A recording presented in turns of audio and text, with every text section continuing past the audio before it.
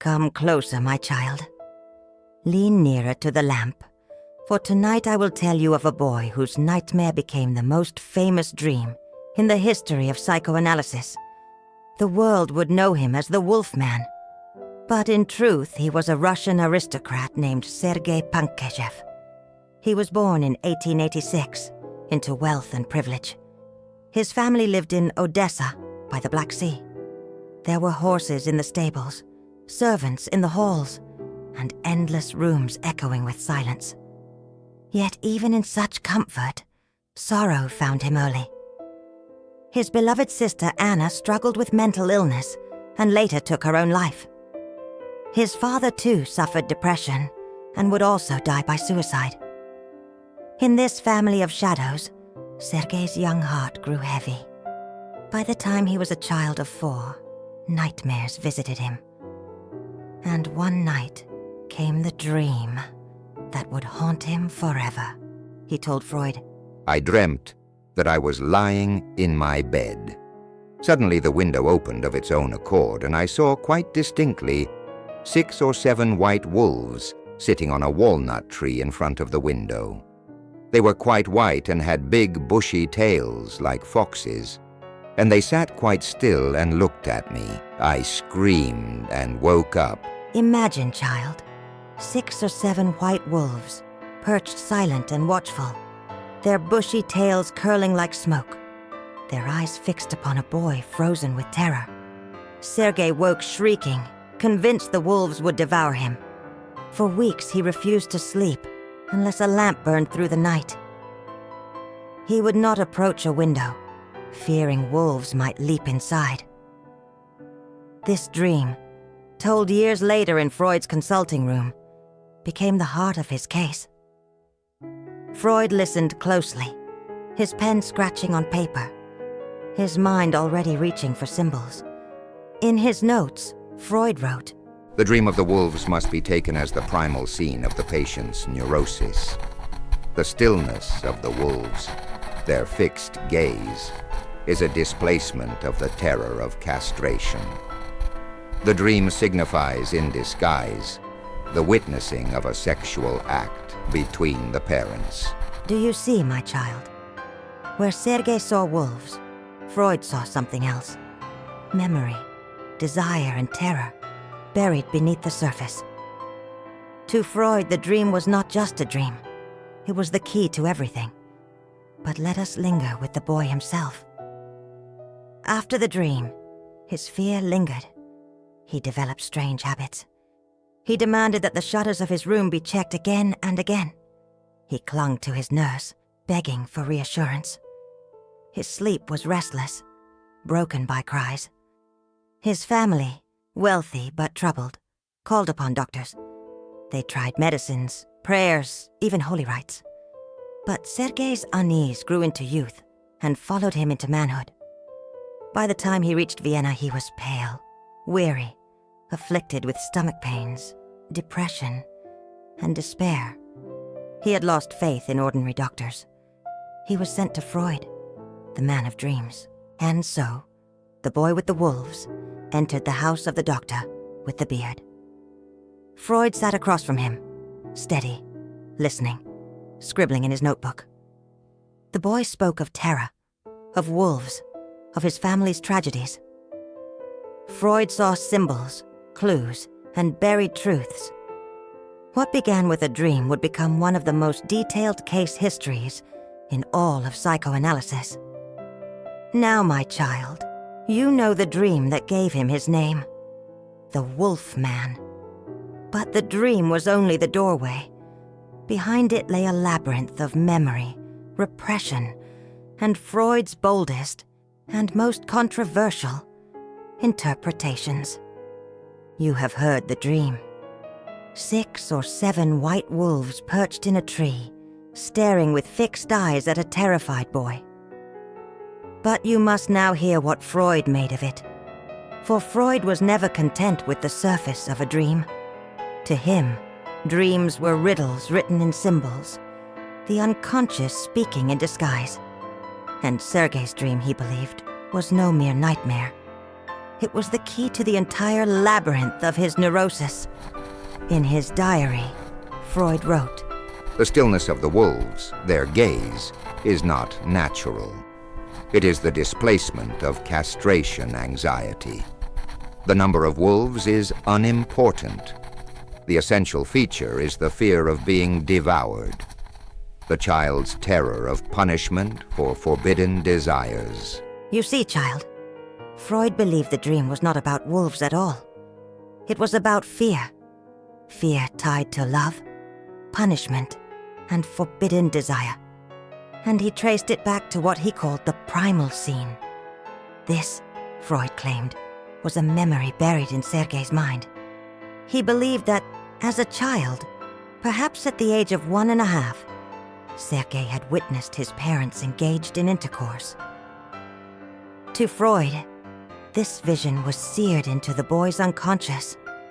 He explained it in his case notes.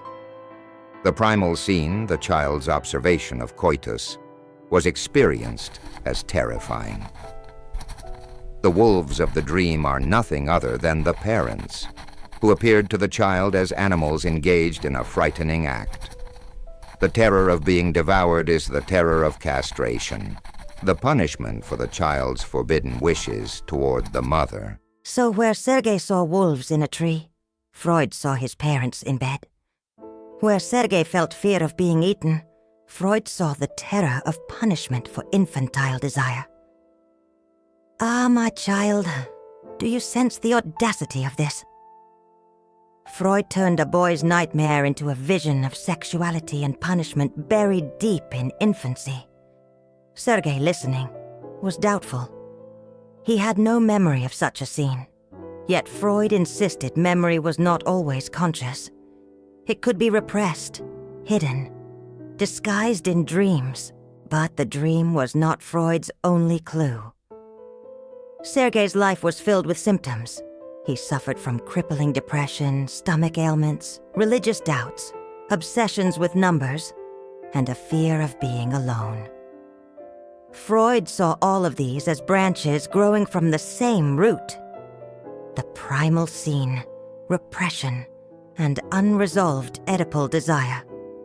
In his writings, Freud declared, The patient's obsessional symptoms, his anxieties, his depression, all are derivatives of the primal scene.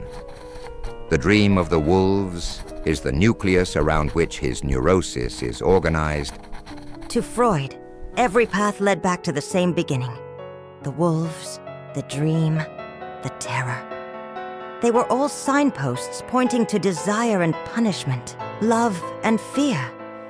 But child, remember this: the analysis did not stop with the wolves. Freud delved into Sergei's memories of nurses, of fairy tales, of childhood punishments. Each story, each recollection, he bent toward his interpretation. Sometimes Freud's words felt like revelations. Other times they weighed on Sergei like chains, fixing his life to a single childhood vision he himself could not recall. And so the boy's dream was remade by the doctor's pen. Wolves became parents. Terror became desire. Silence became repression. But was Freud uncovering truth, or weaving his own? That, my child, is the question that shadows this case. Now lean closer, my child, for the dream was only the beginning. To be called the Wolf Man may sound like a myth, but for Sergei Pankejeff, it was a lifelong burden. His dream did not end in childhood. It followed him into manhood, stitched to his name by Freud himself. Sergei grew into a pale, troubled man. His stomach burned with pains no medicine could cure. He drifted between fainting spells, depression, and long periods of apathy where even the simplest tasks felt impossible. He had wealth, yes, but no peace. And so he came again and again to Freud's consulting room. There he lay on the famous couch, his words tumbling out in fragments. Memories of his childhood home in Odessa, his stern father, his beloved but doomed sister, his strict nurse, and the terror of that dream. In his notes, Freud confessed, The patient's illness took the form of severe depression, hypochondriacal fears, and paralyzing obsessional thoughts. His life was rendered unendurable by them. Yet in every symptom I discerned the persistence of infantile wishes, the repressed returning in disguise. You see, child, Freud believed Sergei's suffering was not random, not meaningless.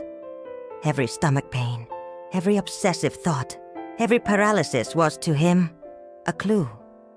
But Sergei was not an easy patient. He resisted. He doubted. He argued with Freud, sometimes with vehemence, sometimes with despair. He felt chained to interpretations that he did not fully accept, yet could not escape. Freud admitted as much in his case history. Resistance was considerable. The patient was unwilling to accept the explanations given. He often broke off analysis only to return again, driven by the pressure of his symptoms. And so the dance continued, Freud interpreting, Sergei resisting, the illness returning. But child, there is something you must know. Freud was not only treating Sergei, he was also writing him.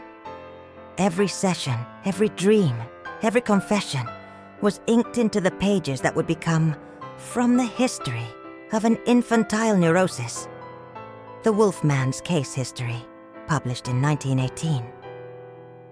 By publishing, Freud made Sergei a figure of legend, but he also fixed him forever in a story that was not fully his own. Sergei's life after analysis was not a tale of sudden cure. He continued to suffer. His fortune was eaten away by the revolutions that shook Russia. He lived in exile, dependent on financial support from psychoanalytic circles in Vienna. He would sit in cafes, his face weary, still called the Wolfman by those who knew his story. Later, he himself admitted, I was always tied to Freud, as if I could not free myself from him. My entire life was bound up with the analysis. I was never cured. I remained Freud's patient to the end. And scholars' child have not been silent. Some praised Freud's genius, saying that only through his analysis could such a dream be understood. Others accused him of forcing symbols where there were wounds, shaping Sergei's life to fit his theory. Some said, perhaps the wolves were only wolves. Perhaps the dream was the cry of a child traumatized by death and family tragedy. Not a memory of parents in bed, not terror of castration, but the raw scream of grief. And so the Wolfman lived, caught between two worlds, the world of his own suffering and the world Freud wrote for him. He bore the name, not of his birth, but of his dream, made eternal by another man's pen. Sergei Pankejeff lived on. Long after Freud had published his case in 1918, Sergei remained in Vienna. The Russian Revolution had stripped his family of their fortune. The man who once came from wealth now lived in modest exile. He depended on the support of Freud's followers, who saw him as a living monument of psychoanalysis.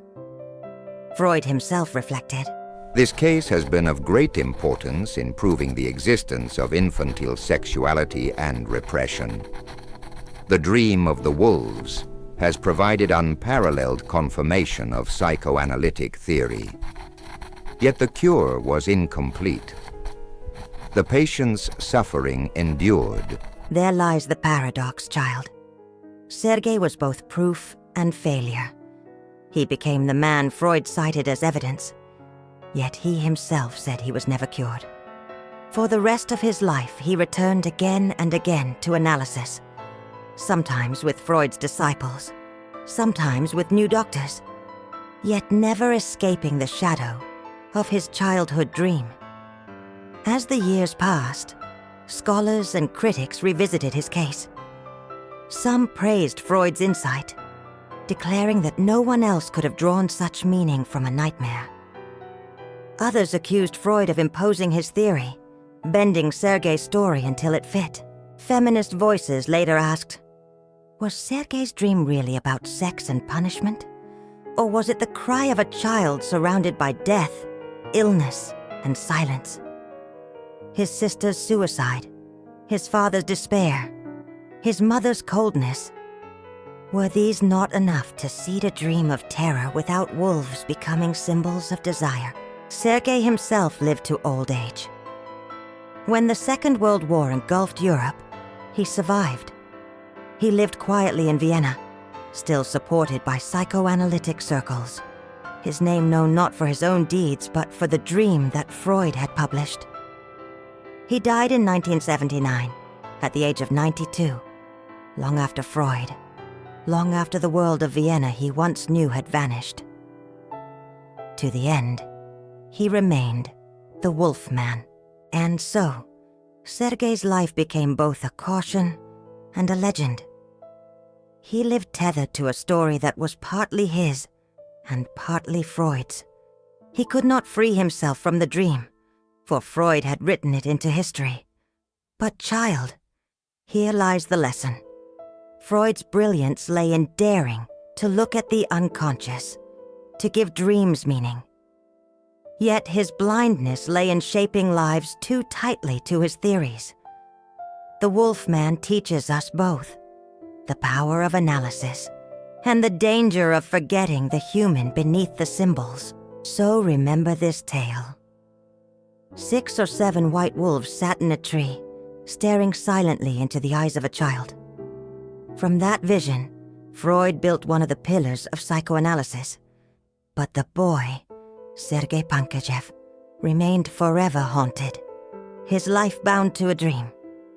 When the world interprets you wrongly, even your silence can be twisted. But to tell your story, even if through resistance, even if through refusal, is its own form of power. And now, my child, the lamp grows dim. The story of the Wolfman is ended. But return to me, for there are more tales to be told. Freud's diary holds many patients, many lives, many secrets waiting to be spoken. Come back, and we shall open the next page together.